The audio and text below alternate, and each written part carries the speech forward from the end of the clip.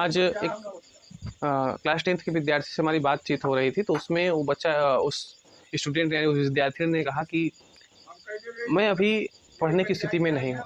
मैंने पूछा क्यों? तो उन्होंने बताया कि आप नहीं समझेंगे भैया, आपकी बात को कोई कभी समझ नहीं पाएगा। आप आए ही हैं इस धरती पर ठोकर को खाने के लिए। अगर आपके ही इच्छा के अनुसार सारे कार्य हों तो किसी दूसरे की भी इच्छा के तो कार्य होने चाहिए।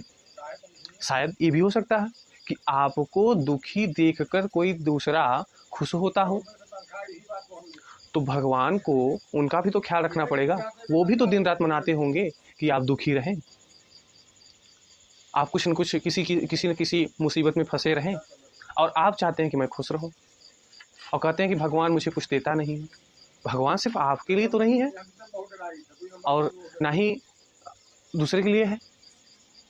कभी कभी ये भी हो सकता है कि आपके दुख को देख करके आपके जो भी आसपास पड़ोस के या गांव के या फिर शहर के लोग खुश होते हों। तो प्रकृति को उनके भी खुशी का तो उनका भी कुछ मन होगा। जो दूसरे लोग आपके दुख देख करके खुश हो रहे हैं, उनका भी तो मन रखना पड़ेगा प्रकृति को यानी ईश्वर को। तो हमेशा हर सिचुएशन में आप अपने आप को केवल खुश रखो, हर चीज में आप हंसते रहिए। ठीक है, जितने दिन के लिए आप आए हैं, आप पृथ्वी पर उतने दिन के लिए ही रहेंगे और आए ही हैं यहाँ पर लड़ने के लिए। नहीं लड़ेंगे नहीं रहेंगे। क्योंकि आप देखते हैं कि ठंडी में एक जो हमारे अगल बगल घर के आसपास जो भी कुत्ते होते हैं, उनके जो बच्चे होते हैं, कुतिया के जो बच्चे होते हैं, कई बच्चे होते हैं, उनमें से बाद में जो विकास कर पाते हैं वो एक ही दो विकास कर पाते हैं। वही विकास कर पाते हैं जो अपने आप को प्रकृति के हिसाब से ढाल लेते हैं, वही बच पाते हैं। इसलिए आप इस धरती पे आए हैं, बिल्कुल कोई शिकायत नहीं होनी चाहिए कि मुझे ईश्वर ने क्या दिया, कैसे दिया, क्या होना चाहिए था मेरे पास।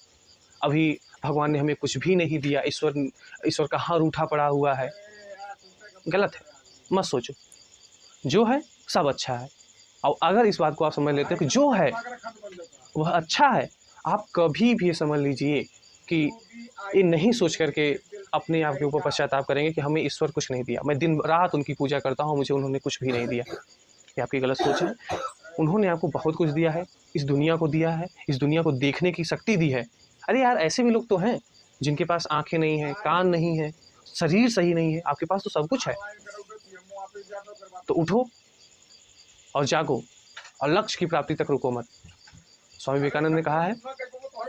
तो एकदम आज से ही अपने लक्ष्य पर लग जाइए कि हमें करना ही है। और जिन्होंने अपने लक्ष्य को ठान लिया है, वो अपने मंजिल तक पहुंच गए हैं। कोई भी हो, वो पहुंचा है, और आगे भी वे लोग पहुंचते रहेंगे जिनके जो मेहनत से पीछे नहीं हटते हैं। तो अगर आपको ये बातें अच्छी लगी हो तो हमारा चैनल है ट्यूशन क्लासेज यूट्यूब पर, उसको जाके सब्सक्राइब कीजिए। उस पर हमारी सारी लगभग हमारा प्रयास है कि सारे विषयों की हम क्लास उस पर करवाएँ। और हमारा ट्यूशन क्लासेस के नाम पर फेसबुक पेज भी है, उसको फॉलो करें, जिस पर आप इसमें देख भी रहे हैं। फेसबुक पेज को फॉलो करें। और हमारा फेसबुक ग्रुप भी है, उसको ज्वाइन करिए। और टेलीग्राम पर भी ट्यूशन क्लासेस के नाम पे हमारा ग्रुप है, उसको ज्वाइन करिए और जुड़ जाइए। और जुड़ जाइए और खूब मेहनत कीजिए। कभी भी सोचिए मत कि हमें ईश्वर ने कुछ नहीं दिया। आपको बहुत कुछ दिया है, बहुत ज़्यादा दे दिया है। आप जितना पा गए उसी में खुश रहिए। क्योंकि आप हमेशा समझ लीजिएगा कि जिस वस्तु की आपके पास कमी होगी, बस वही आपको खलेगी। आज आपका पेट भर जा रहा है तो आप घर की सोच रहे हैं, घर हो जा रहा है तो और ज़मीन बनाने की सोच रहे हैं, समाज बनाने की सोच रहे हैं, या अन्य बहुत सारी गाड़ियाँ लेने की सोच रहे हैं, हवाई जहाज़ में सफ़र करना चाहते हैं। लेकिन अगर आपका पेट नहीं भरा, ऐसे व्यक्ति भी आपके अगल बगल होंगे जिनका पेट नहीं भरा होगा, तो वो दिन भर में मेहनत करके बस यही चाहते हैं कि हमारा शाम को अच्छी तरीके से भोजन मिल जाए। वो यही चाहते हैं।